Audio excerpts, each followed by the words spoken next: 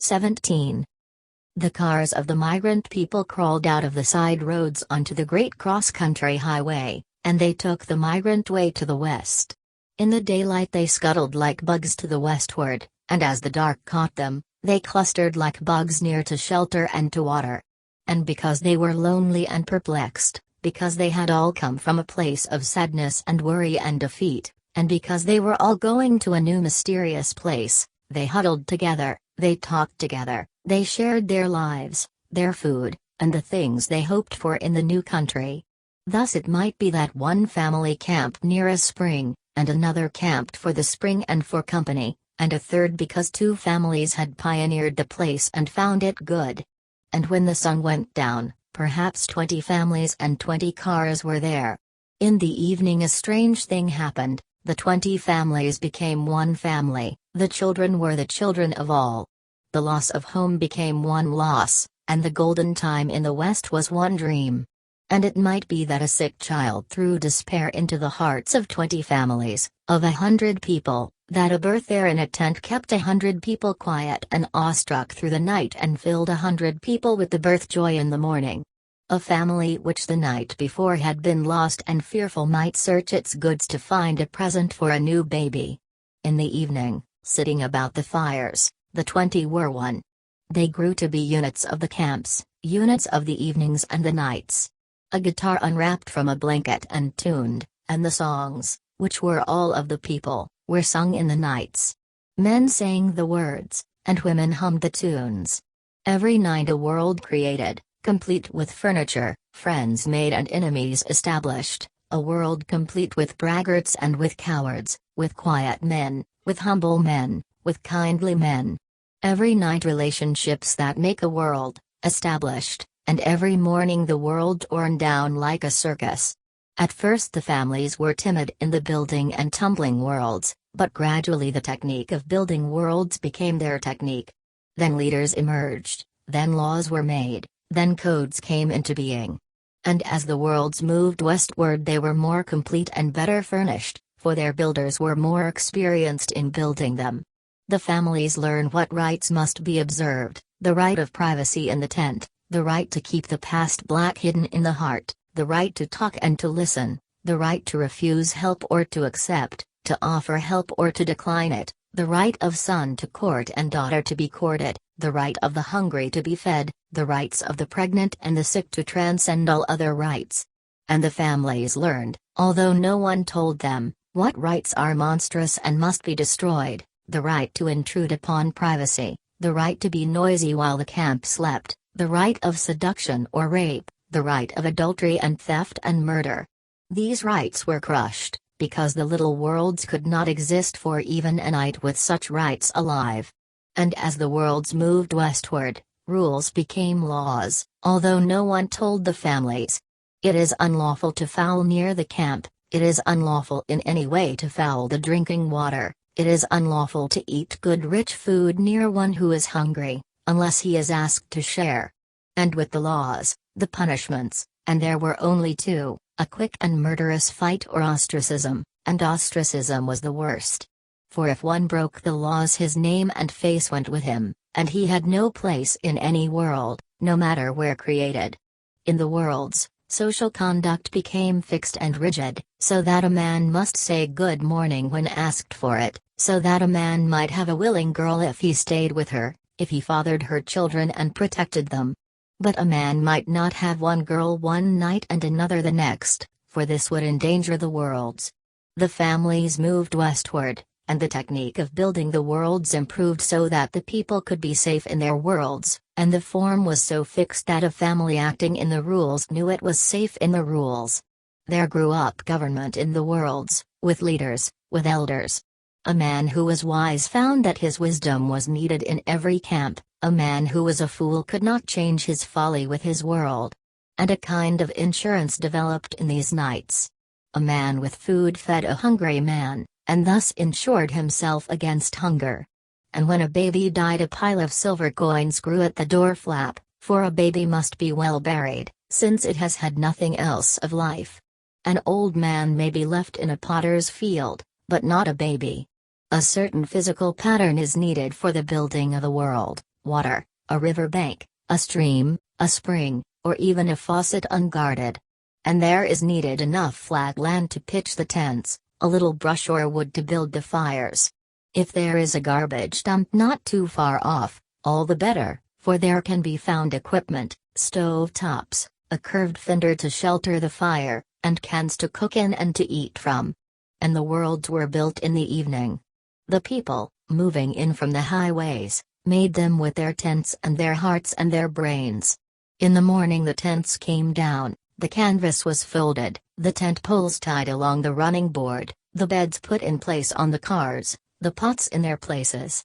And as the families moved westward, the technique of building up a home in the evening and tearing it down with the morning light became fixed, so that the folded tent was packed in one place, the cooking pots counted in their box. And as the cars moved westward, each member of the family grew into his proper place, grew into his duties, so that each member, old and young, had his place in the car, so that in the weary, hot evenings, when the cars pulled into the camping places, each member had his duty and went to it without instruction: children to gather wood, to carry water, men to pitch the tents and bring down the beds, women to cook the supper and to watch while the family fed. And this was done without command.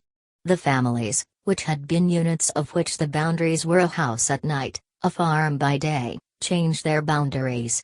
In the long hot light, they were silent in the cars moving slowly westward, but at night they integrated with any group they found. Thus they changed their social life, changed as in the whole universe only man can change. They were not farm men anymore, but migrant men. And the thought, the planning, the long staring silence that had gone out to the fields, went now to the roads, to the distance, to the west. That man whose mind had been bound with acres lived with narrow concrete miles. And his thought and his worry were not anymore with rainfall, with wind and dust, with the thrust of the crops. Eyes watched the tires, ears listened to the clattering motors, and minds struggled with oil, with gasoline, with the thinning rubber between air and road. Then a broken gear was tragedy. Then water in the evening was the yearning, and food over the fire. Then health to go on was the need, and strength to go on, and spirit to go on. The wills thrust westward ahead of them, and fears that had once apprehended drought or flood now lingered with anything that might stop the westward crawling. The camps became fixed, each a short day's journey from the last. And on the road the panic overcame some of the families, so that they drove night and day, stopped to sleep in the cars, and drove on to the west, flying from the road, flying from movement. And these lusted so greatly to be settled that they set their faces into the west and drove toward it, forcing the clashing engines over the roads. But most of the families changed and grew quickly into the new life. And when the sun went down, time to look out for a place to stop. And there's some tents ahead. The car pulled off the road and stopped, and because others were there first, certain courtesies were necessary. And the man, the leader of the family, leaned from the car. "Can we pull up here and sleep?" "Why, sure, be proud to have you." "What state you from?" "Come all the way from Arkansas." "They's Arkansas people down that fourth tent." "That so?" "And the great question, how's the water?" "Well, she don't taste so good, but they's plenty." "Well, thank ya." "No thanks to me." But the courtesies had to be. The car lumbered over the ground to the end tent, and stopped. Then down from the car the weary people climbed, and stretched stiff bodies. Then the new tent sprang up, the children went for water and the older boys cut brush or wood. The fires started and supper was put on to boil or to fry. Early comers moved over, and states were exchanged, and friends and sometimes relatives discovered. "Oklahoma, huh? What county?" "Cherokee." "Why, I got folks there." "Know the Allens?" "They's Allens all over Cherokee." "Know the Willowses?" "Why, sure." And a new unit was formed. The dusk came, but before the dark was down the new family was of the camp. A word had been passed with every family. They were known people, good people. I knowed the Allens all my life. Simon Allen, old Simon, had trouble with his first wife.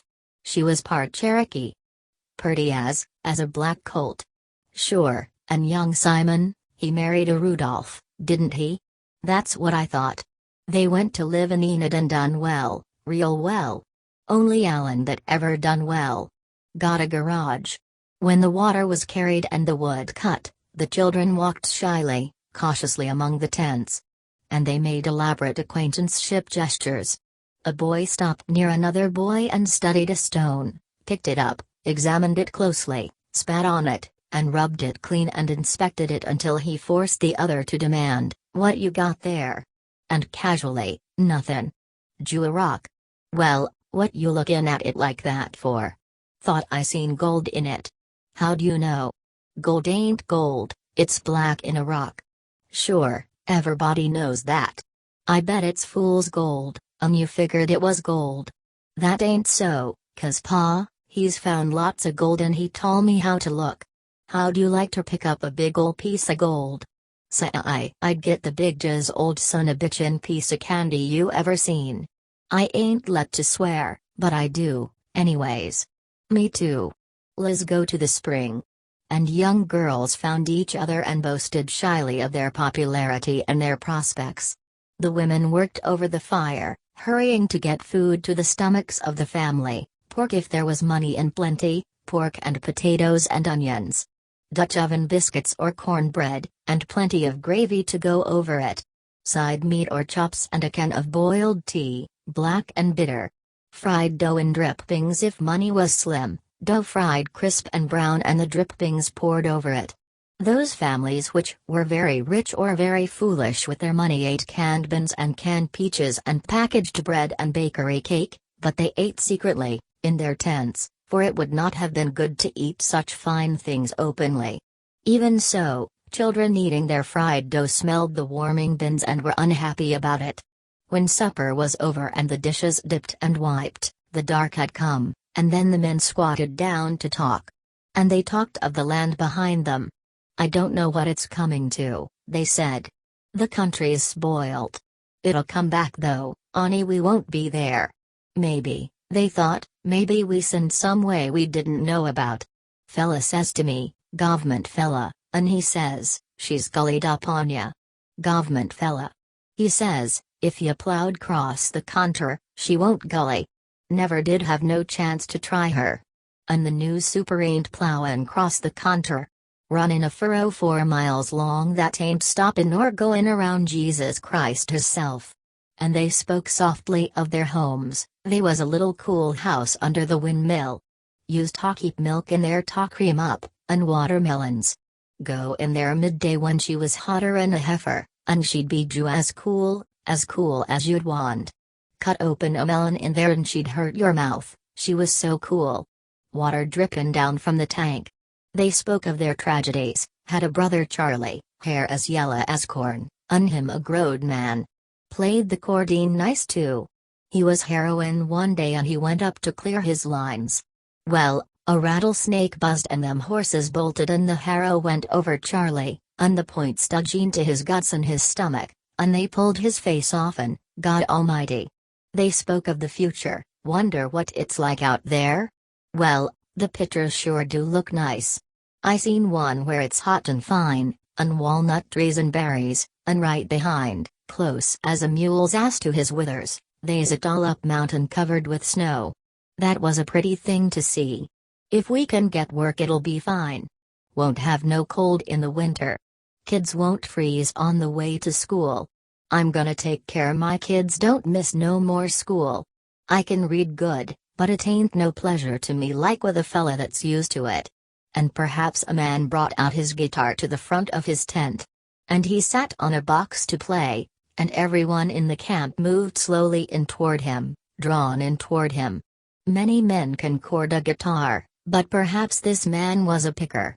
There you have something, the deep chords beating, while the melody runs on the strings like little footsteps. Heavy hard fingers marching on the frets. The man played and the people moved slowly in on him until the circle was closed and tight, and then he sang 10-cent cotton and 40-cent meat. And the circle sang softly with him. And he sang, "Why do you cut your hair, girls? And the circle sang. He wailed the song, "I'm leaving old Texas," that eerie song that was sung before the Spaniards came, only the words were Indian then. And now the group was welded to one thing, one unit, so that in the dark the eyes of the people were inward, and their minds played in other times, and their sadness was like rest, like sleep. He sang them Colester blues, and then, to make up for it to the older people, he sang Jesus Calls Me to His Side. The children drowsed with the music and went into the tents to sleep, and the singing came into their dreams. And after a while the man with the guitar stood up and yawned. "Good night, folks," he said. And they murmured, "Good night to you." And each wished he could pick a guitar, because it is a gracious thing. Then the people went to their beds, and the camp was quiet. And the owls coasted overhead, and the coyotes gabbled in the distance, and into the camp skunks walked, looking for bits of food, waddling, arrogant skunks, afraid of nothing. The night passed, and with the first streak of dawn the women came out of the tents, built up the fires, and put the coffee to boil. And the men came out and talked softly in the dawn. "When you cross the Colorado River, there's the desert," they say. "Look out for the desert. See you don't get hung up. Take plenty water, case you get hung up. I'm gonna take her at night." "Me too, she'll cut the living Jesus out of you." The families ate quickly, and the dishes were dipped and wiped. The tents came down. There was a rush to go. And when the sun arose, the camping place was vacant, only a little litter left by the people. And the camping place was ready for a new world and a new night. But along the highway the cars of the migrant people crawled down like bugs, and the narrow concrete miles stretched ahead. 18. The Jode family moved slowly westward, up into the mountains of New Mexico, past the pinnacles and pyramids of the upland. They climbed into the high country of Arizona, and through a gap they looked down on the painted desert. A border guard stopped them.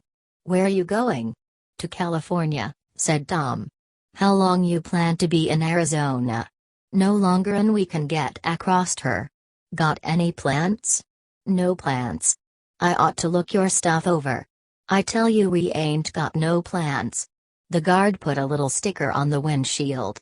"Okay, go ahead, but you better keep moving." "Sure. We aim to." They crawled up the slopes, and the low twisted trees covered the slopes. Holbrook, Joseph City, Winslow. And then the tall trees began, and the cars spouted steam and labored up the slopes. And there was Flagstaff, and that was the top of it all. Down from Flagstaff over the great plateaus, and the road disappeared in the distance ahead. The water grew scarce. Water was to be bought, 5 cents, 10 cents, 15 cents a gallon. The sun drained the dry rocky country, and ahead were jagged broken peaks, the western wall of Arizona. And now they were in flight from the sun and the drought. They drove all night, and came to the mountains in the night. And they crawled the jagged ramparts in the night, and their dim lights flickered on the pale stone walls of the road. They passed the summit in the dark and came slowly down in the late night, through the shattered stone debris of Oatman, and when the daylight came they saw the Colorado River below them. They drove to Topak, pulled up at the bridge while a guard washed off the windshield sticker. Then across the bridge and into the broken rock wilderness. And although they were dead weary and the morning heat was growing, they stopped. Pa called, "We're there, we're in California." They looked dully at the broken rock glaring under the sun, and across the river the terrible ramparts of Arizona. "We got the desert," said Tom. "We got to get to the water and rest." The road runs parallel to the river, and it was well into the morning when the burning motors came to Needles, where the river runs swiftly among the reeds. The Jodes and Wilsons drove to the river, and they sat in the cars looking at the lovely water flowing by, and the green reeds jerking slowly in the current. There was a little encampment by the river, 11 tents near the water, and the swamp grass on the ground. And Tom leaned out of the truck window. "Mind if we stop here a piece?" A stout woman, scrubbing clothes in a bucket, looked up. "We don't own it, mister. Stop if you want. There'll be a cop down to look you over." And she went back to her scrubbing in the sun. The two cars pulled to a clear place on the swamp grass. The tents were passed down, the Wilson tent set up, the Joe tarpaulin stretched over its rope. Winfield and Ruthie walked slowly down through the willows to the reedy place. Ruthie said, with soft vehemence, "California. This here's California and we're right in it." Winfield broke a tule and twisted it free, and he put the white pulp in his mouth and chewed it. They walked into the water and stood quietly, the water about the calves of their legs. "We got the desert yet," Ruthie said. "What's the desert like?" "I don't know. I seen pictures once says a desert. They was bones ever place." "Man bones?" "Some, I guess, but mostly cow bones." "We gonna get to see them bones?" "Maybe, I don't know. Gonna go crossed her at night." That's what Tom said. "Tom says we get to live in Jesus burned out to us if we go in daylight." "Feels nice and cool," said Winfield, and he squidged his toes in the sand of the bottom. They heard Ma calling, "Ruthie. Winfield. You come back." They turned and walked slowly back through the reeds and the willows. The other tents were quiet. For a moment, when the cars came up, a few heads had stuck out between the flaps, and then were withdrawn. Now the family tents were up and the men gathered together. Tom said, "I'm gonna go down and take a bath. That's what I'm gonna do, before I sleep." "How's Grandma since we got her in the tent?" "Don't know," said Pa. "Cooled seemed to wake her up." He cocked his head toward the tent. A whining, babbling voice came from under the canvas. Ma went quickly inside. "She woke up, alright," said Noah. "Seems like all night she was a croaking up on the truck. She's all outta sense." Tom said, "Hell. She's wore out. If she don't get some rees pretty soon, she ain't gonna last. She's just wore out. Anybody comin' with me? I'm gonna wash, and I'm gonna sleep in the shade, all day long." He moved away, and the other men followed him. They took off their clothes in the willows and then they walked into the water and sat down. For a long time they sat, holding themselves with heels dug into the sand, and only their heads stuck out of the water. "Jesus, I needed this," Al said. He took a handful of sand from the bottom and scrubbed himself with it. They lay in the water and looked across at the sharp peaks called Needles, and at the White Rock Mountains of Arizona. "We come through them," Pa said in wonder. Uncle John ducked his head under the water. "Well, we're here. This here's California, and she don't look so prosperous." "Got the desert yet?" said Tom. "And I hear she's a son of a bitch." Noah asked, "Gonna try her tonight?" "What d'ya think, Pa?" Tom asked. "Well, I don't know. Do us good to get a little rees, specially Grandma. But other ways, I'd kinda like to get across her and get settled into a job. Only got 'bout $40 left. I'll feel better when we're all workin', and a little money comin' in." Each man sat in the water and felt the tug of the current. The preacher let his arms and hands float on the surface. The bodies were white to the neck and wrists, and burned dark brown on hands and faces, with V's of brown at the collarbones. They scratched themselves with sand. And Noah said lazily, "Like to you stay here? Like to lay here forever?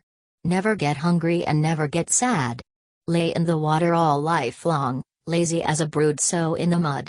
And Tom, looking at the ragged peaks across the river and the Needles downstream, never seen such tough mountains. "This here's a murder country. This here's the bones of a country. Wonder if we'll ever get in a place where folks can live 'thout fightin' hard scrabble and rocks. I seen pictures of a country flat and green, and with little houses like Ma says, white. Ma got her heart set on a white house. Get to thinkin' they ain't no such country. I seen pictures like that." Pa said, "Wait till we get to California. You'll see nice country then." "Jesus Christ, Pa. This here is California." Two men dressed in jeans and sweaty blue shirts came through the willows and looked toward the naked men. They called, "How's the swimmin'?"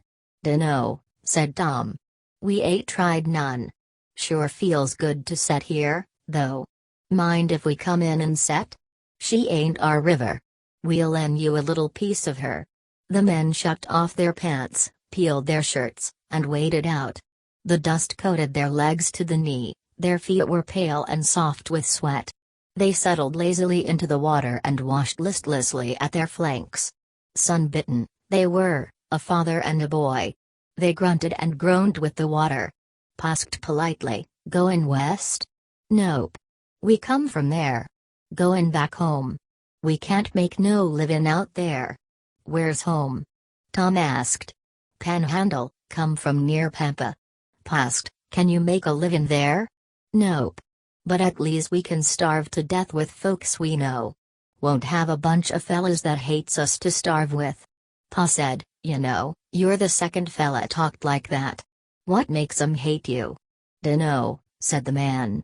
He cupped his hands full of water and rubbed his face, snorting and bubbling. Dusty water ran out of his hair and streaked his neck. "I like to hear some more 'bout this," said Pa. "Me too," Tom added. "Why these folks out west hate ya?" The man looked sharply at Tom. "You goin' west?" "You on our way. You ain't never been in California?" "No, we ain't." "Well, Don, take my word. Go see for yourself." "Yeah," Tom said, "but a fella kinda likes to know what he's gettin' into." "Well, if you truly want to know, I'm a fella that's asked questions and give her some thought. She's a nice country. But she was stole a long time ago. You get across the desert and come into the country around Bakersfield. And you never seen such purty country, all orchards, and grapes, purtiest country you ever seen. And you'll pass land flat and fine with water 30 feet down, and that land's layin' fallow. But you can't have none of that land. That's a land and cattle company. And if they don't want to work her, she ain't gonna get worked. You go in there and plant you a little corn, and you'll go to jail. Good land, you say? And they ain't workin' her?" "Yes, sir. Good land and they ain't." "Well, sir, that'll get you a little mad, but you ain't seen nothin'. People gonna have a look in their eye. They gonna look at you and their face says, 'I don't like you, you son of a bitch.' Gonna be deputy sheriffs, and they'll push you around. You camp on the roadside, and they'll move you on. You gonna see in people's face how they hate you. An', I'll tell you somethin'. They hate you 'cause they're scared. They know a hungry fella gonna get food even if he got to take it. They know that fallow land's a sin and somebody gonna take it." "What the hell? You never been called Okie yet?" Tom said, "Okie? What's that?" "Well, Okie used to mean you was from Oklahoma. Now it means you're a dirty son of a bitch. Okie means you're scum. Don't mean nothing itself, it's the way they say it. But I can't tell you nothin'. You got to go there. I hear there's 300,000 of our people there, and living like hogs, 'cause everything in California is owned. They ain't nothin' left. And them people that owns it is gonna hang on to it if they got to kill everybody in the world to do it. And they're scared, and that makes 'em mad. You got to see it. You got to hear it. Prettiest goddamn country you ever seen, but they ain't nice to you, them folks. They're so scared and worried they ain't even nice to each other." Tom looked down into the water, and he dug his heels into the sand. "S'pose a fella got work and saved, couldn't he get a little land?" The older man laughed and he looked at his boy, and his silent boy grinned almost in triumph. And the man said, "You ain't gonna get no steady work. Gonna scrabble for your dinner every day. And you gonna do her with people lookin' mean at you. Pick cotton, and you gonna be sure the scales ain't honest. Some of 'em is, and some of 'em ain't. But you gonna think all the scales is crooked, and you don't know which ones. Ain't nothin' you can do about her anyways." Asked slowly, ain't it nice out there at all?" "Sure, nice to look at, but you can't have none of it. They's a grove of yellow oranges, and a guy with a gun that got the right to kill you if you touch one. They's a fella, newspaper fella near the coast, got 1,000,000 acres." Cassie looked up quickly. "1,000,000 acres? What in the world can he do with 1,000,000 acres?" "I dunno. He'd you got it. Runs a few cattle. Got guards every place to keep folks out. Rides around in a bulletproof car. I seen pictures of him. Fat, Saw fella with little mean eyes and a mouth like a asshole. Scared he's gonna die. Got a million acres and scared of dyin'. Cassie demanded, what in hell can he do with a million acres? What's he want a million acres for? The man took his whitening, puckering hands out of the water and spread them, and he tightened his lower lip and bent his head down to one shoulder. I dunno, he said. Guess he's crazy. Must be crazy. Seen a picture of him. He looks crazy. Crazy and mean. Say he's scared to die? Cassie asked. That's what I heard. Scared God'll get him? I dunno. Jew scared. What's he care? Pa said. Don't seem like he's having no fun. Grandpa wasn't scared, Tom said. When Grandpa was having the most fun, he comes closest to getting killed. Time Grandpa and another fellow winched into a bunch of Navajo in the night. They was having the time of their life, same time you wouldn't give a gopher for their chance. Cassie said, seems like that's the way.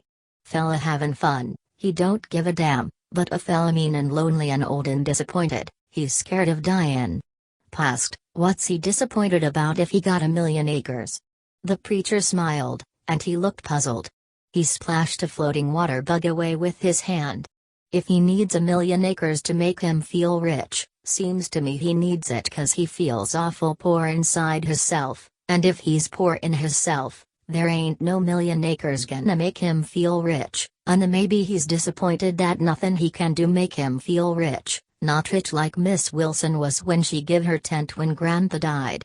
I ain't tryin' to preach no sermon, but I never seen nobody that's busy as a prairie dog collectin' stuff that wasn't disappointed. He grinned. Does kinda sound like a sermon, don't it? The sun was flaming fiercely now. Pa said, better scrunch down underwater. She'll burn the living Jesus out of you. And he reclined and let the gently moving water flow around his neck. If a fella's willin' to work hard, can't he cut her? Pa asked. The man sat up and faced him. Look, mister. I don't know everything. You might go out there and fall into a steady job, and I'd be a liar. And then, you might never get no work, and I didn't warn ya. I can tell ya most of the folks is purty missable. He lay back in the water. A fella don't know everything, he said. Pa turned his head and looked at Uncle John. You never was a fella to say much, Pa said.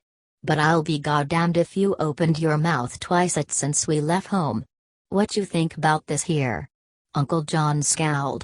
I don't think nothing about it. We're a goin' there, ain't we? None of this here talk gonna keep us from going there. When we get there, we'll get there.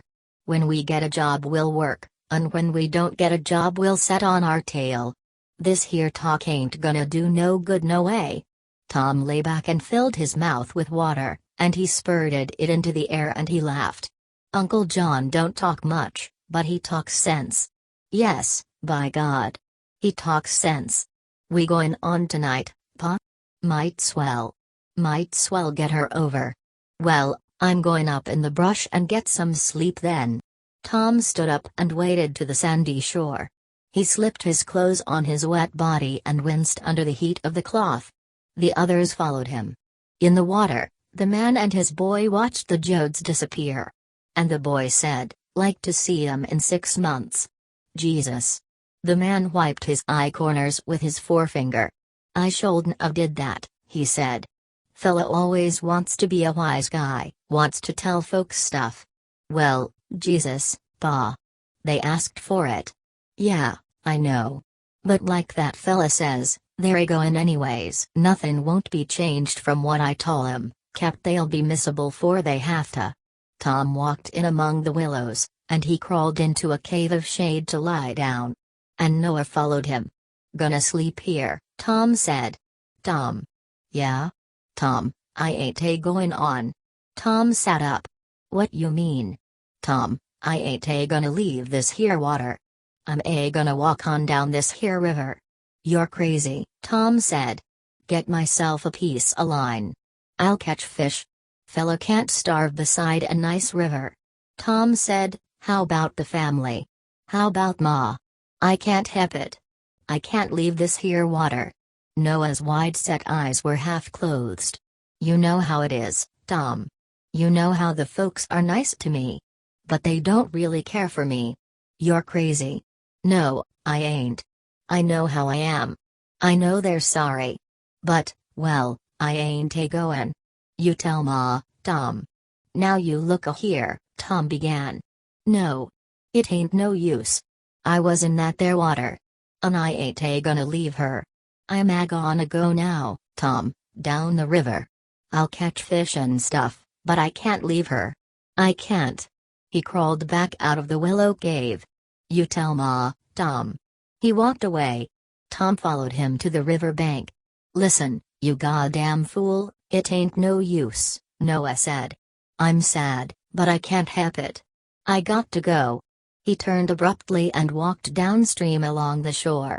Tom started to follow, and then he stopped. He saw Noah disappear into the brush, and then appear again, following the edge of the river. And he watched Noah growing smaller on the edge of the river, until he disappeared into the willows at last. And Tom took off his cap and scratched his head. He went back to his willow cave and lay down to sleep. Under the spread tarpaulin, Grandma lay on a mattress, and Ma sat beside her. The air was stiflingly hot, and the flies buzzed in the shade of the canvas. Grandma was naked under a long piece of pink curtain. She turned her old head restlessly from side to side, and she muttered and choked. Ma sat on the ground beside her, and with a piece of cardboard drove the flies away and fanned a stream of moving hot air over the tight old face. Rosa of Sharon sat on the other side and watched her mother. Grandma called imperiously, Will. Will. You come here, Will. And her eyes opened and she looked fiercely about. Tell him to come right here, she said. I'll catch him. I'll take the hair offen him. She closed her eyes and rolled her head back and forth and muttered thickly. Ma fanned with the cardboard. Rosa of Sharon looked helplessly at the old woman. She said softly, She's awful sick. Ma raised her eyes to the girl's face. Ma's eyes were patient, but the lines of strain were on her forehead. Ma fanned and fanned the air, and her piece of cardboard warned off the flies. When you're young, Rosa Sharon, everything that happens is a thing all by itself. It's a lonely thing. I know, I remember, Rosa Sharon. Her mouth loved the name of her daughter. You're gonna have a baby, Rosa Sharon, and that's somethin' to you lonely and away. That's gonna hurt you, and the hurt'll be lonely hurt, and this here tent is alone in the world, Rosa Sharon. She whipped the air for a moment to drive a buzzing blowfly on, and the big shining fly circled the tent twice and zoomed out into the blinding sunlight. And Ma went on, They's a time of change, and when that comes, dyin' is a piece of all dyin', and barren is a piece of all barren, and barren and dyin' is two pieces of the same thing. And then things ain't lonely anymore. And then a hurt don't hurt so bad, 'cause it ain't a lonely hurt no more, Rosa Sharon. I wished I could tell you so you'd know, but I can't. And her voice was so soft, so full of love, that tears crowded into Rosa of Sharon's eyes, and flowed over her eyes and blinded her. Take and fan Grandma, Ma said, and she handed the cardboard to her daughter. That's a good thing to do. I wished I could tell you so you'd know. Grandma, scowling her brows down over her closed eyes, bleated, Will. You're dirty. You ain't never gonna get clean. Her little wrinkled claws moved up and scratched her cheek. A red ant ran up the curtain cloth and scrambled over the folds of loose skin on the old lady's neck. Ma reached quickly and picked it off, crushed it between thumb and forefinger, and brushed her fingers on her dress. Rosa of Sharon waved the cardboard fan.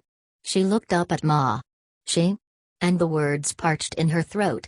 Wipe your feet, Will, you dirty pig. Grandma cried. Ma said, I dunno. Maybe if we can get her where it ain't so hot, but I dunno. Don't worry yourself, Rosa Sharon. Take your breath in when you need it, and let go when you need to. A large woman in a torn black dress looked into the tent. Her eyes were bleared and indefinite, and the skin sagged to her jowls and hung down in little flaps. Her lips were loose, so that the upper lip hung like a curtain over her teeth, and her lower lip, by its weight, folded outward, showing her lower gums. "Mornin', ma'am," she said. "Mornin', and praise God for victory." Ma looked around. "Mornin'," she said. The woman stooped into the tent and bent her head over Grandma. "We heard you got a soul here ready to join her Jesus. Praise God." Ma's face tightened and her eyes grew sharp. "She's tired, that's all," Ma said. "She's wore out with the road and the heat. She's too wore out. Get a little reese, and she'll be well." The woman leaned down over Grandma's face, and she seemed almost to sniff. Then she turned to Ma and nodded quickly, and her lips jiggled and her jowls quivered. "A dear soul gonna join her Jesus," she said. Ma cried, "That ain't so." The woman nodded, slowly, this time, and put a puffy hand on Grandma's forehead. Ma reached to snatch the hand away, and quickly restrained herself. "Yes, it's so, sister," the woman said. "We got 6 in holiness in our tent. I'll go get 'em, and we'll haul a meetin', a prayer and grace. Jehovites, all. 6, countin' me. I'll go get 'em out." Ma stiffened. "No, no," she said. "No, Grandma starred. She couldn't stand a meetin'." The woman said, "Couldn't stand grace? Couldn't stand the sweet breath of Jesus. What you talkin' about, sister?" Ma said, "No, not here. She's too tired." The woman looked reproachfully at Ma. "Ain't you believers, ma'am?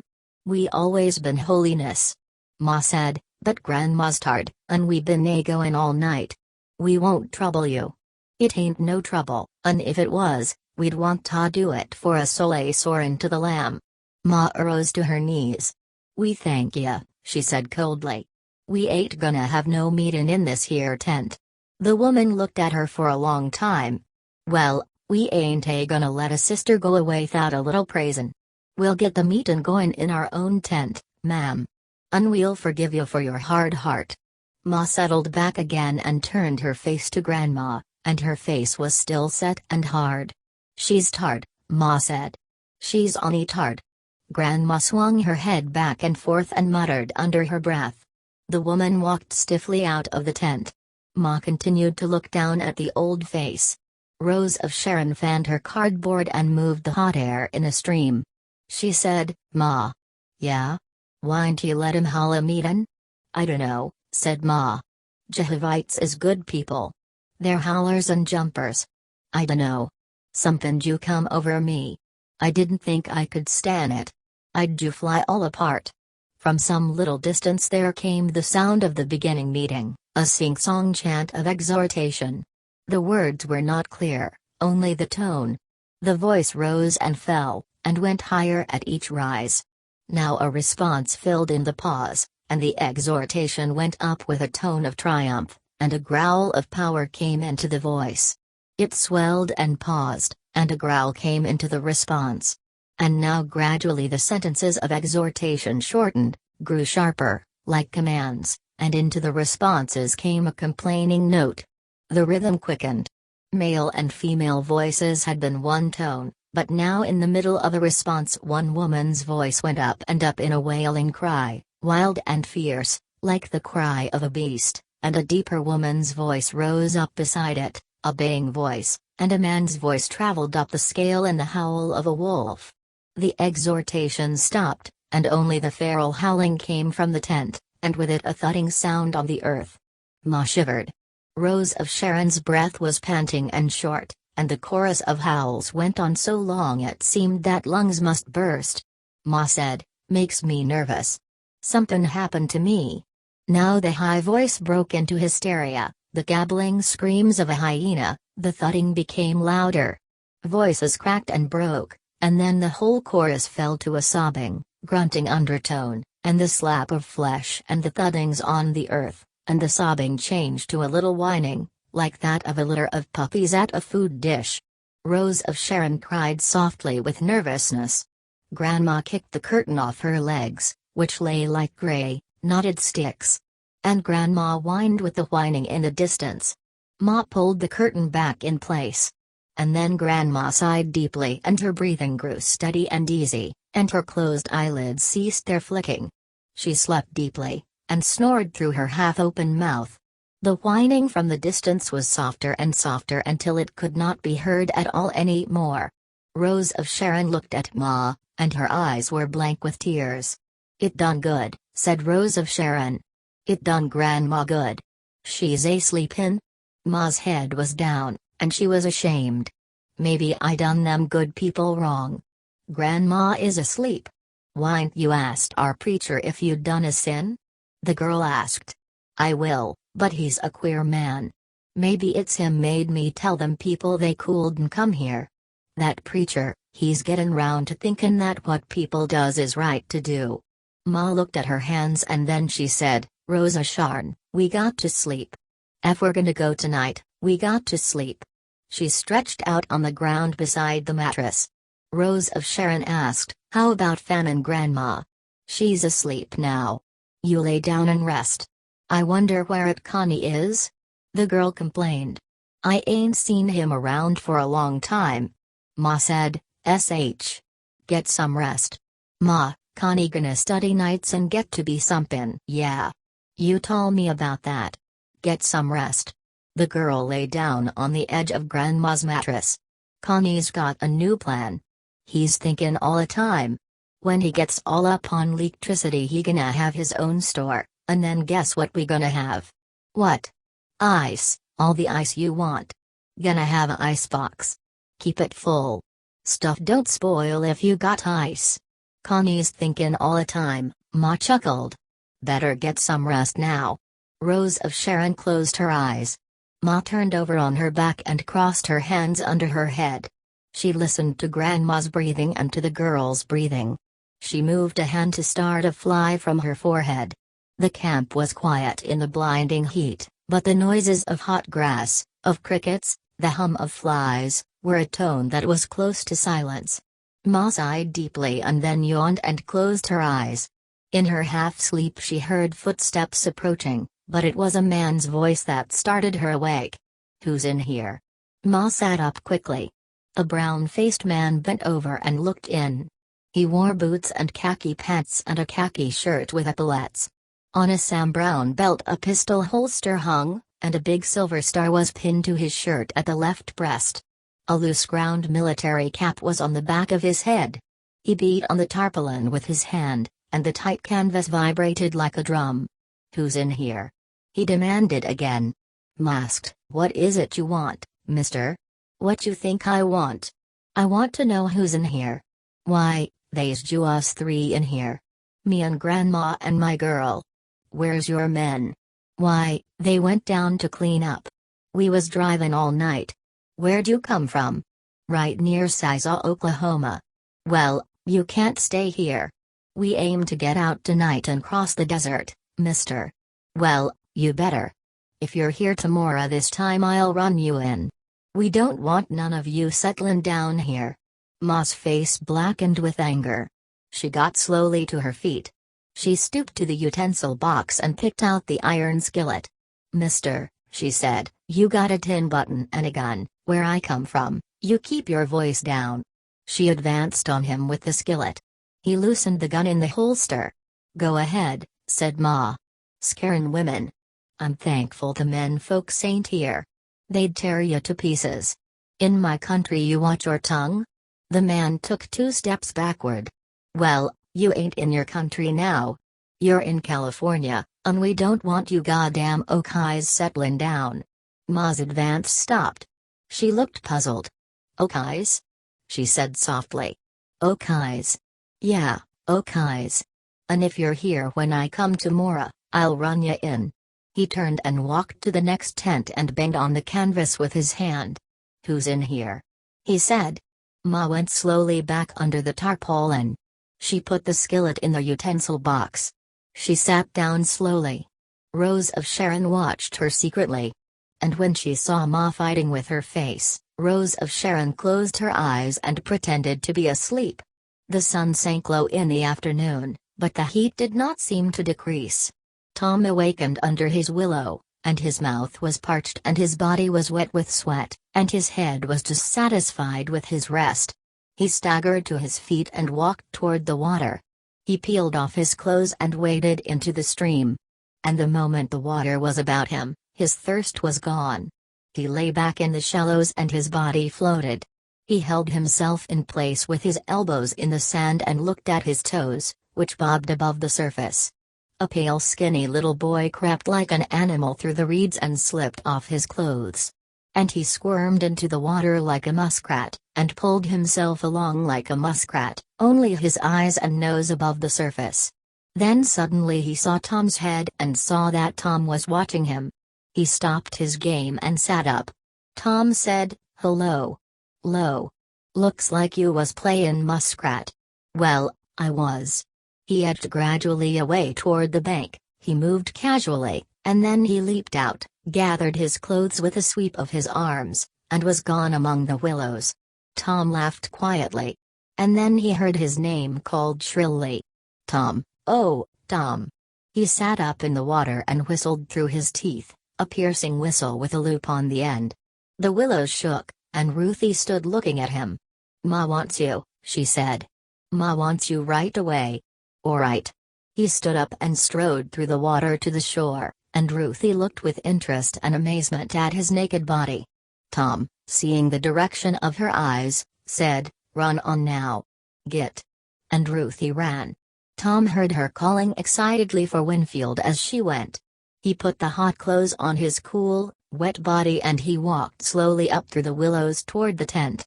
Ma had started a fire of dry willow twigs, and she had a pan of water heating. She looked relieved when she saw him. "What's the matter, Ma?" he asked. "I was scared," she said. "They was a policeman here. He says we can't stay here. I was scared he talked to you. I was scared you'd hit him if he talked to you." Tom said, "What did I go and hit a policeman for?" Ma smiled. "Well, he talked so bad, I nearly hit him myself." Tom grabbed her arm and shook her roughly and loosely, and he laughed. He sat down on the ground, still laughing. "My God, Ma. I knowed you when you was gentle. What's come over you?" She looked serious. "I don't know, Tom. First you stand us off with a jack handle, and now you try to hit a cop." He laughed softly, and he reached out and patted her bare foot tenderly. "Oh, Hellcat," he said. "Tom." "Yeah?" She hesitated a long time. "Tom, this here policeman, he called us, Okais. He says, we don't want you goddamn Okais settling down." Tom studied her, and his hand still rested gently on her bare foot. "Fell it all about that," he said. "Fell it all how they say it." He considered. "Ma, would you say I was a bad fella? Ought to be locked up, like that?" "No," she said. "You been tried, no. What you asked me for?" "Well, I dunno. I'd a took a sock at that cop." Ma smiled with amusement. "Maybe I oughta asked you that, 'cause I nearly hit him with a skillet." "Ma, why'd he say we couldn't stop here?" "Jew says they don't want no damn Okais settlin' down. Says he gonna run us in if we're here tomorrow. But we ain't used to gettin' shoved around by no cops." "I tol' him that," said Ma. "He says we ain't home now. We're in California, and they do what they want." Tom said uneasily, "Ma, I got something to tell ya." "Noah," he went on down the river. "He ain't goin' on." It took a moment for Ma to understand. "Why?" she asked softly. "I don't know. Says he got to. Says he got to stay. Says for me to tell you." "How'll he eat?" she demanded. "I don't know. Says he'll catch fish." Ma was silent a long time. "Family's fallen apart," she said. "I don't know. Seems like I can't think no more. I ju can't think. They's too much." Tom said lamely, "He'll be alright, Ma. He's a funny kind of fella." Ma turned stunned eyes toward the river. "I ju can't seem to think no more." Tom looked down the line of tents and he saw Ruthie and Winfield standing in front of a tent in decorous conversation with someone inside. Ruthie was twisting her skirt in her hands, while Winfield dug a hole in the ground with his toe. Tom called, "You, Ruthie." She looked up and saw him and trotted toward him, with Winfield behind her. When she came up, Tom said, "You go get our folks. They're sleepin' down the willows. Get 'em. And you Winfield. You tell the Wilsons we're gonna get rollin' soon as we can." The children spun around and charged off. Tom said, "Ma, how's Grandma now?" "Well, she got a sleep today. Maybe she's better." "She's still sleepin'? That's good. How much pork we got?" "Not very much. Quarter hog." "Well, we got to fill that other cog with water. Got to take water along." They could hear Ruthie's shrill cries for the men down in the Willows. Ma shoved willow sticks in the fire and made it crackle up about the black pot.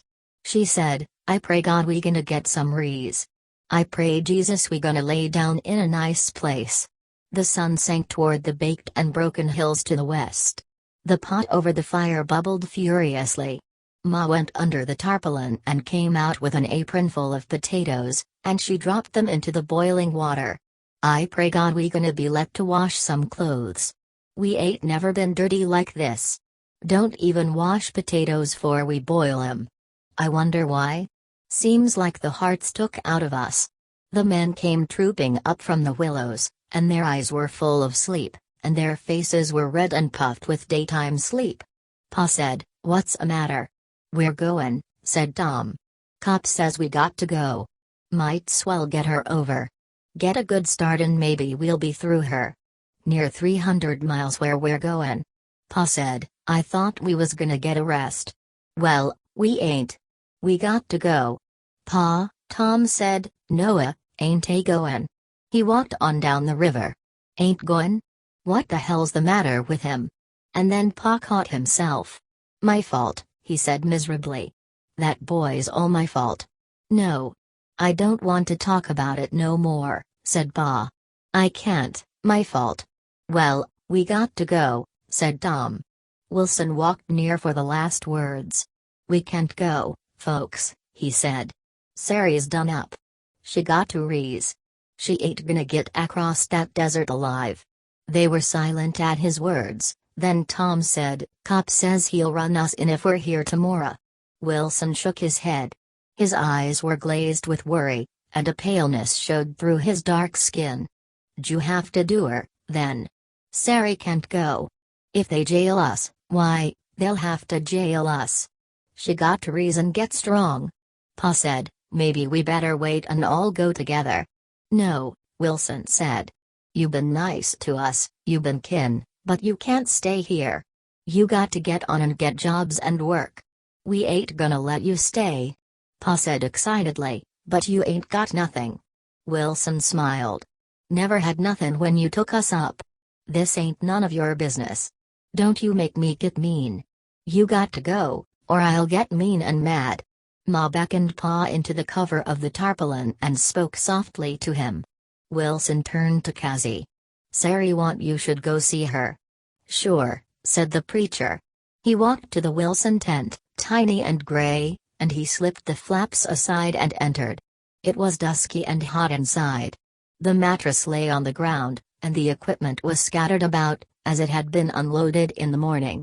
Sary lay on the mattress, her eyes wide and bright. He stood and looked down at her, his large head bent and the stringy muscles of his neck tight along the sides. And he took off his hat and held it in his hand. She said, "Did my man tell you we couldn't go on?" "That's what he said." Her low, beautiful voice went on, "I wanted us to go. I knowed I wouldn't live to the other side, but he'd be across anyways. But he won't go. He don't know. He thinks it's gonna be all right. He don't know. He says he won't go." "I know," she said, "and he's stubborn. I asked you to come to say a prayer." "I ain't a preacher," he said softly. "My prayers ain't no good." She moistened her lips. "I was there when the old man died. You said one then." "It wasn't no prayer." "It was a prayer," she said. "It wasn't no preacher's prayer. It was a good prayer. I want you should say one for me." "I don't know what to say." She closed her eyes for a minute and then opened them again. "Then say one to yourself. Don't use no words to it. That'd be alright." "I got no God," he said. "You got a God. Don't make no difference if you don't know what he looks like." The preacher bowed his head. She watched him apprehensively. And when he raised his head again she looked relieved. "That's good," she said. "That's what I needed. Somebody close enough to pray." He shook his head as though to awaken himself. "I don't understand this here," he said. And she replied, "Yes, you know, don't you?" "I know," he said, "I know, but I don't understand. Maybe you'll read a few days and then come on." She shook her head slowly from side to side. "I'm pain covered with skin. I know what it is, but I won't tell him. He'd be too sad. He wouldn't know what to do anyways. Maybe in the night, when he's asleep when he waked up, it won't be so bad. You want I should stay with you and not go on?" "No," she said. "No. When I was a little girl I used to sing. Folks round about used to say I sung as nice as Jenny Lind. Folks used to come and listen when I sung. An', when they stood, and me singin', why, me and them was together more'n you could ever know. I was thankful. There ain't so many folks can feel so full up, so close, and them folks stand in there and me singin'. Thought maybe I'd sing in theaters, but I never done it. And I'm glad. They wasn't nothing got in between me and them. An' that's why I wanted you to pray. I wanted to feel that closeness, once more. It's the same thing, singin' and prayin', do the same thing. I wished you could heard me sing." He looked down at her, into her eyes. "Goodbye," he said. She shook her head slowly back and forth and closed her lips tight. And the preacher went out of the dusky tent into the blinding light. The men were loading up the truck. Uncle John on top, while the others passed equipment up to him. He stowed it carefully, keeping the surface level. Ma emptied the quarter of a keg of salt pork into a pan, and Tom and Al took both little barrels to the river and washed them. They tied them to the running boards and carried water in buckets to fill them. Then over the tops they tied canvas to keep them from slopping the water out. Only the tarpaulin and Grandma's mattress were left to put on. Tom said, "With the load we'll take, this old wagon'll boil her head off. We got to have plenty water." Ma passed the boiled potatoes out and brought the half sack from the tent and put it with the pan of pork. The family ate standing, shuffling their feet and tossing the hot potatoes from hand to hand until they cooled. Ma went to the Wilson tent and stayed for 10 minutes, and then she came out quietly. "It's time to go," she said. The men went under the tarpaulin. Grandma still slept, her mouth wide open. They lifted the whole mattress gently and passed it up on top of the truck. Grandma drew up her skinny legs and frowned in her sleep, but she did not awaken. Uncle John and Pa tied the tarpaulin over the crosspiece, making a little tight tent on top of the load. They lashed it down to the sidebars. And then they were ready. Pa took out his purse and dug 2 crushed bills from it. He went to Wilson and held them out.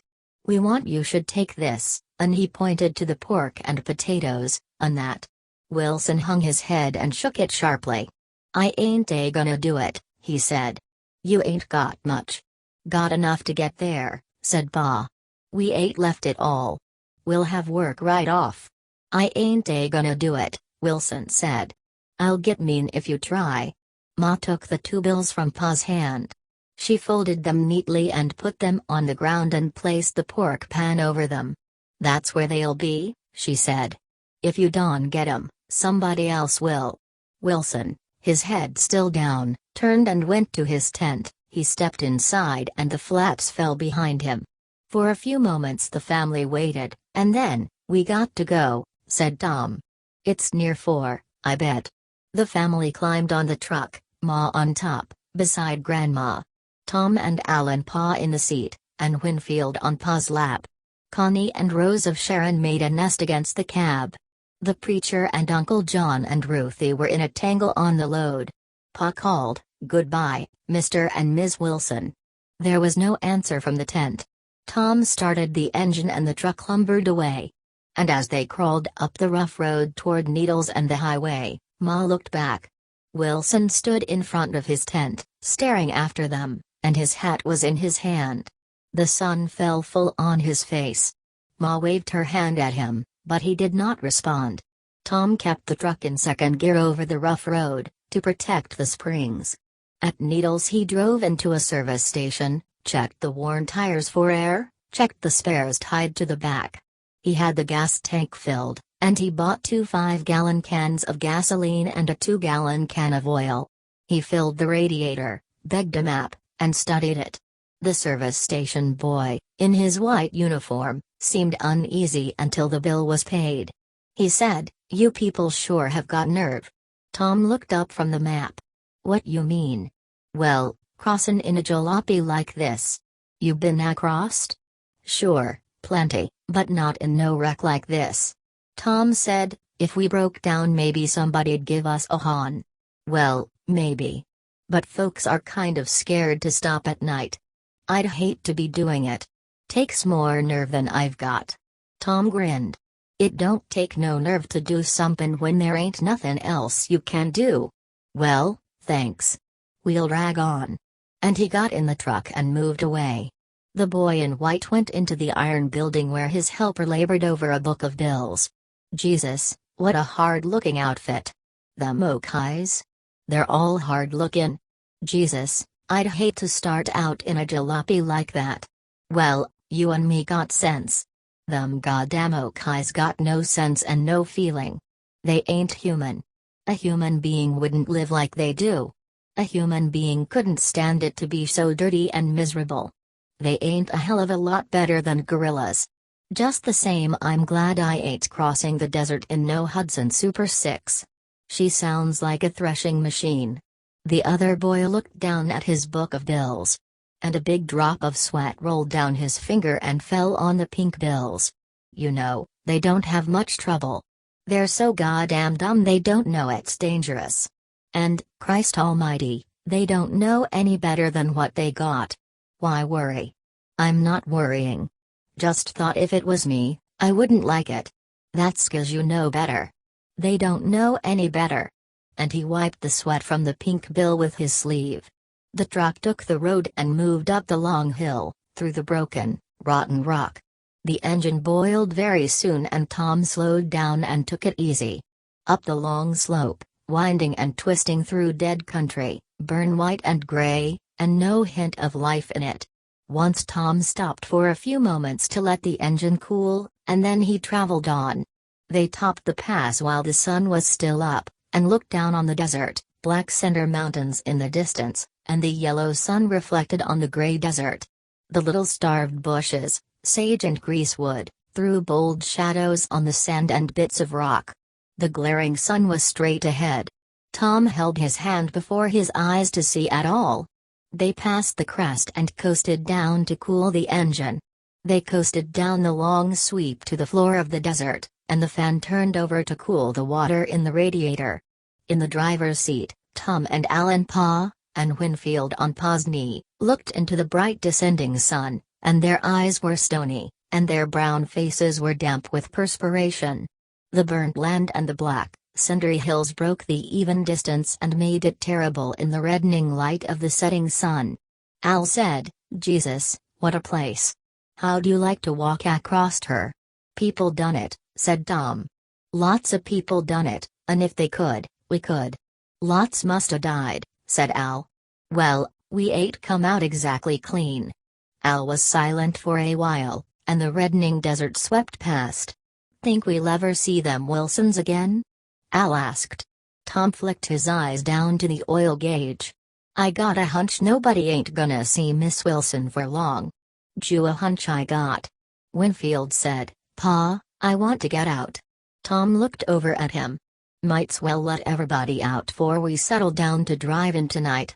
He slowed the car and brought it to a stop. Winfield scrambled out and urinated at the side of the road. Tom leaned out.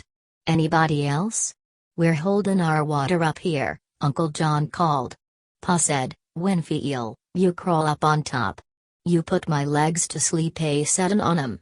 The little boy buttoned his overalls and obediently crawled up the backboard and on his hands and knees crawled over Grandma's mattress and forward to Ruthie.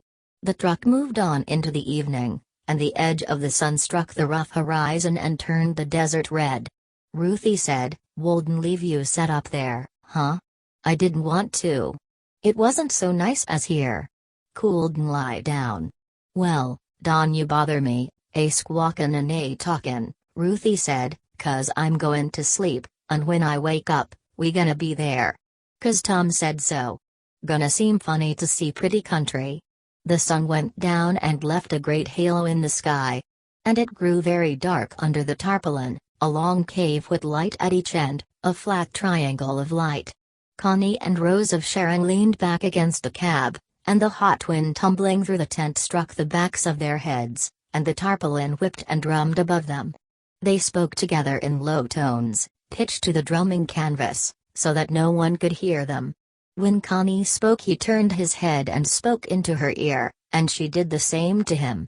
She said, "Seems like we wasn't never gonna do nothing but move. I'm so tired." He turned his head to her ear. "Maybe in the mornin'. How'd you like to be alone now?" In the dusk his hand moved out and stroked her hip. She said, "Don't. You'll make me crazy as a loon. Don't do that." And she turned her head to hear his response. "Maybe, when everybody's asleep. Maybe," she said. "But wait till they get to sleep. You'll make me crazy, and maybe they won't get to sleep." "I can't hardly stop," he said. "I know. Me neither. Let's talk about when we get there, and you move away 'fore I get crazy." He shifted away a little. "Well, I'll get to studying nights right off," he said. She sighed deeply. "Gonna get one of them books that tells about it and cut the coupon, right off." "How long, you think?" she asked. "How long what?" "How long 'fore you'll be making big money and we got ice?" "Can't tell," he said importantly. "Can't really rightly tell. Fellow ought to be studied up pretty good for Christmas. Soon's you get studied up we could get ice and stuff, I guess." He chuckled. "It's this here heat," he said. "What you gonna need ice round Christmas for?" She giggled. "That's right. But I'd like ice any time. Now don't. You'll get me crazy." The dusk passed into dark and the desert stars came out in the soft sky, stars stabbing and sharp, with few points and rays to them, and the sky was velvet and the heat changed. While the sun was up, it was a beating, flailing heat, but now the heat came from below, from the earth itself, and the heat was thick and muffling. The lights of the truck came on, and they illuminated a little blur of highway ahead, and a strip of desert on either side of the road. And sometimes eyes gleamed in the lights far ahead, but no animal showed in the lights. It was pitch dark under the canvas now. Uncle John and the preacher were curled in the middle of the truck, resting on their elbows, and staring out the back triangle. They could see the two bumps that were Ma and Grandma against the outside. They could see Ma move occasionally, and her dark arm moving against the outside. Uncle John talked to the preacher. "Cassie," he said, "you're a fellow oughta know what to do." "What to do about what?" "I dunno," said Uncle John. Cassie said, "Well, that's gonna make it easy for me." "Well, you been a preacher." "Look, John, everybody takes a crack at me 'cause I been a preacher." "A preacher ain't nothing but a man." "Yeah, but he's a kind of a man, else he wouldn't be a preacher." "I wanna ask you, well, you think a fella could bring bad luck to folks?" "I dunno," said Cassie. "I dunno. Well, see, I was married, fine, good girl. And one night she got a pain in her stomach. And she says, 'You better get a doctor.' And I says, 'Hell, you do it too much.'" Uncle John put his hand on Cassie's knee and he peered through the darkness at him. "She gave me a look. And she groaned all night, and she died the next afternoon." The preacher mumbled something. "You see," John went on, "I killed her. And since then I tried to make it up, mostly to kids. And I tried to be good, and I can't. I get drunk, and I go wild." "Everybody goes wild," said Cassie. "I do too." "Yeah, but you ain't got a sin on your soul like me." Cassie said gently, "Sure I got sins. Everybody got sins. A sin is something you ain't sure about. Them people that's sure about everything and ain't got no sin, well, with that kind of a son of a bitch, if I was God I'd kick their ass right out of heaven. I couldn't stand 'em." Uncle John said, I got a feelin' I'm bringin' bad luck to my own folks. I got a feelin' I ought to go away and let 'em be. I ain't comfortable bein' like this." Cassie said quickly, "I know this, a man got to do what he got to do. I can't tell you. I can't tell you. I don't think they's luck or bad luck. Only one thing in this world I'm sure of, and that's I'm sure nobody got a right to mess with a fella's life. He got to do it all hisself. Help him, maybe, but not tell him what to do." Uncle John said disappointedly, "Then you don't know?" "I don't know. You think it was a sin to let my wife die like that?" "Well," said Cassie, "for anybody else it was a mistake, but if you think it was a sin, then it's a sin. A fellow builds his own sins right up from the ground. I got to give that going over," said Uncle John, and he rolled on his back and lay with his knees pulled up. The truck moved on over the hot hearth, and the hours passed. Ruthie and Winfield went to sleep. Connie loosened a blanket from the load and covered himself and Rose of Sharon with it, and in the heat they struggled together, and held their breaths.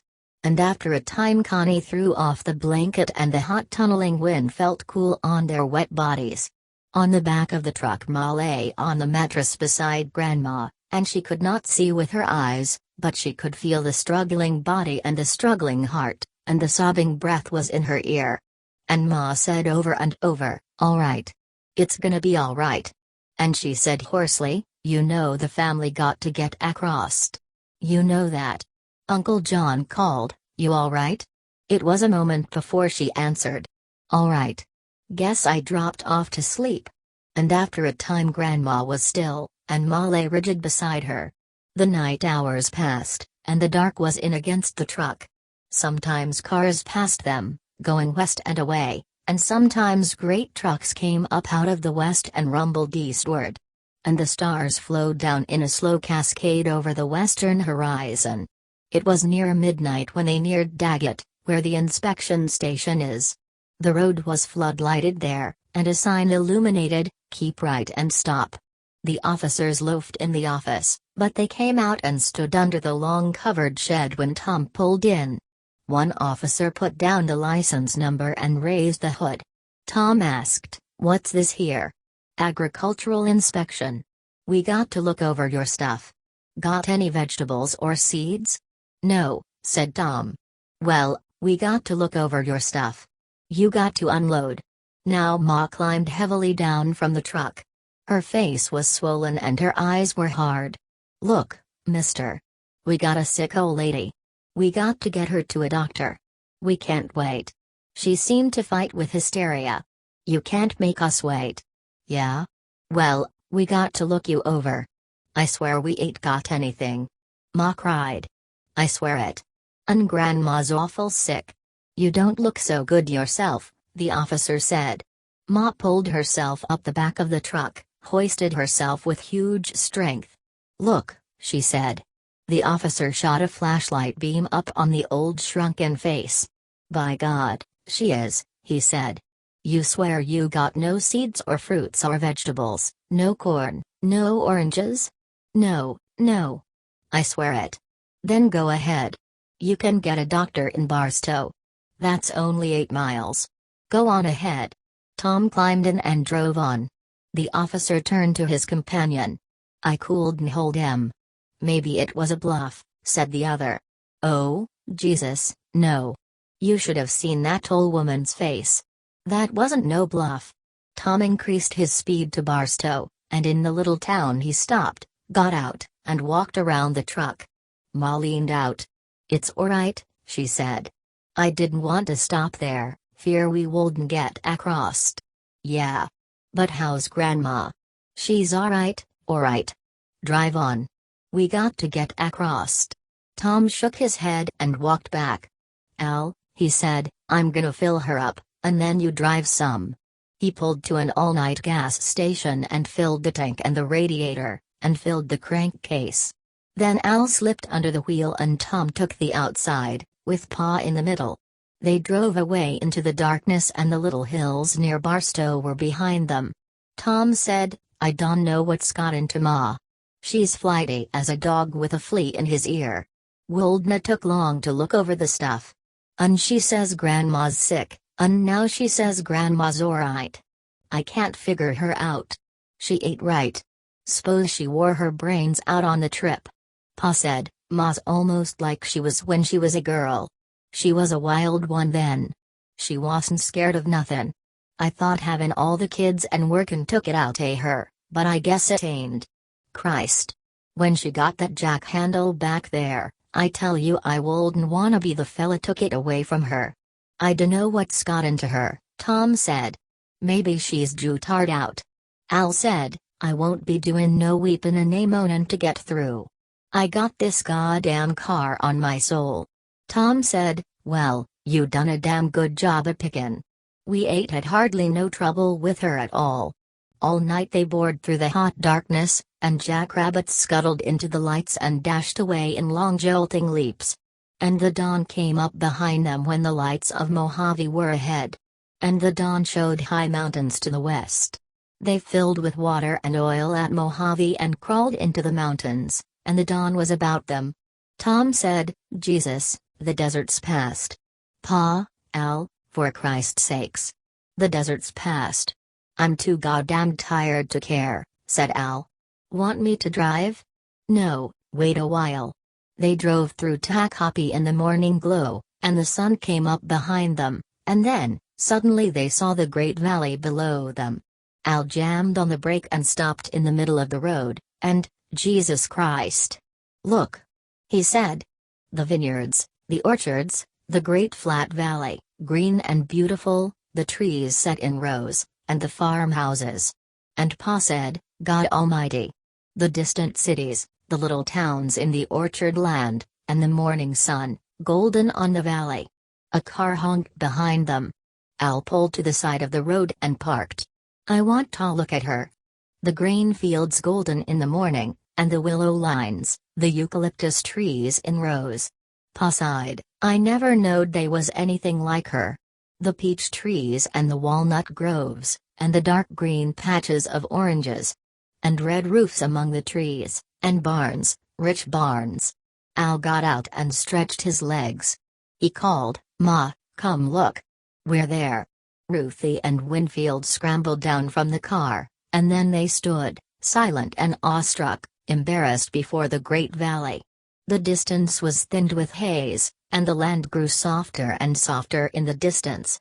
A windmill flashed in the sun, and its turning blades were like a little heliograph, far away.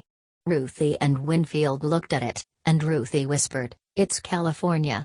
Winfield moved his lips silently over the syllables. There's fruit, he said aloud. Cassie and Uncle John, Connie and Rose of Sharon climbed down. And they stood silently. Rose of Sharon had started to brush her hair back, when she caught sight of the valley and her hand dropped slowly to her side. Tom said, Where's Ma? I want Ma to see it. Look, Ma. Come here, Ma. Ma was climbing slowly, stiffly, down the backboard. Tom looked at her. My God, Ma, you sick? Her face was stiff and putty-like, and her eyes seemed to have sunk deep into her head, and the rims were red with weariness. Her feet touched the ground and she braced herself by holding the truck side. Her voice was a croak. You say we're across? Tom pointed to the great valley. Look. She turned her head, and her mouth opened a little. Her fingers went to her throat and gathered a little pinch of skin and twisted gently. Thank God. She said. The family's here. Her knees buckled and she sat down on the running board. You sick, Ma? No, jutard. Didn't you get no sleep? No. Was Grandma bad? Ma looked down at her hands, lying together like tired lovers in her lap. I wished I could wait and not tell you. I wished it could be all nice, Pa said, then Grandma's bad. Ma raised her eyes and looked over the valley. Grandma's dead. They looked at her, all of them, and Pa asked, when? Before they stopped us last night. So that's why you didn't want them to look. I was afraid we wouldn't get across, she said. I told Grandma we couldn't help her. The family had to get across. I told her when she was a dyin'. We couldn't stop in the desert. There was the young ones, I'm Rosa Sharon's baby. I told her. She put up her hands and covered her face for a moment. She can get buried in a nice green place, Ma said softly. Trees around and a nice place. She got to lay her head down in California. The family looked at Ma with a little terror at her strength. Tom said, Jesus Christ. You lay in there with her all night long. The family had to get across, Ma said miserably. Tom moved close to put his hand on her shoulder. Don't touch me, she said. I'll haul up if you don't touch me. That'd get me. Pa said, we got to go on now. We got to go on down. Ma looked up at him. Can I set up front? I don't want to go back there no more, I'm tired. I'm awful tired. They climbed back on the load, and they avoided the long stiff figure covered and tucked in a comforter, even the head covered and tucked. They moved to their places and tried to keep their eyes from it, from the hump on the comforter that would be the nose, and the steep cliff that would be the jut of the chin. They tried to keep their eyes away, and they could not. Ruthie and Winfield, crowded in a forward corner as far away from the body as they could get, stared at the tucked figure. And Ruthie whispered, "There's Grandma, and she's dead." Winfield nodded solemnly. "She ain't breathin' at all. She's awful dead." And Rose of Sharon said softly to Connie, "She was a dyin' right when how'd we know?" He reassured her. Al climbed on the load to make room for Ma in the seat. And Al swaggered a little because he was sorry. He plumped down beside Cassie and Uncle John. "Well, she was old. Guess her time was up," Al said. "Everybody got to die." Cassie and Uncle John turned eyes expressionlessly on him and looked at him as though he were a curious talking bush. "Well, ain't they?" he demanded. And the eyes looked away, leaving Al sullen and shaken. Cassie said in wonder, "All night long, and she was alone." And he said, "John, there's a woman so great with love, she scares me. Makes me afraid and mean." John asked, "Was it a sin? Is they any part of it you might call a sin?" Cassie turned on him in astonishment. "A sin? No, there ain't no part of it that's a sin. I ain't never done nothin' that wasn't part sin," said John, and he looked at the long wrapped body. Tom and Ma and Pa got into the front seat. Tom let the truck roll and started on compression. And the heavy truck moved, snorting and jerking and popping down the hill.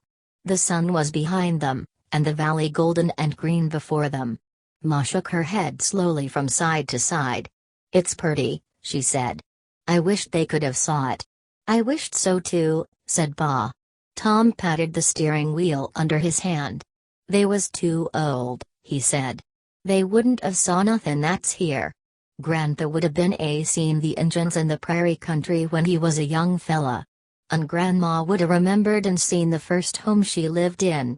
They was too old. Who's really seen it is Ruthie and Winfield." Pa said, "Here's Tommy talkin' like a growed-up man, talkin' like a preacher almost." And Ma smiled sadly. "He is. Tommy's growed way up so I can't get out of him sometimes." They popped down the mountain, twisting and looping, losing the valley sometimes, and then finding it again. And the hot breath of the valley came up to them, with hot green smells on it, and with resinous sage and tarweed smells. The crickets crackled along the road. A rattlesnake crawled across the road and Tom hit it and broke it and left it squirming. Tom said, "I guess we got to go to the coroner, wherever he is. We got to get her buried decent. How much money might be left, Pa?" "'Bout $40, said Pa. Tom laughed. "Jesus, are we gonna start clean? We sure ain't bringin' nothin' with us." He chuckled a moment, and then his face straightened quickly. He pulled the visor of his cap down low over his eyes. And the truck rolled down the mountain into the great valley.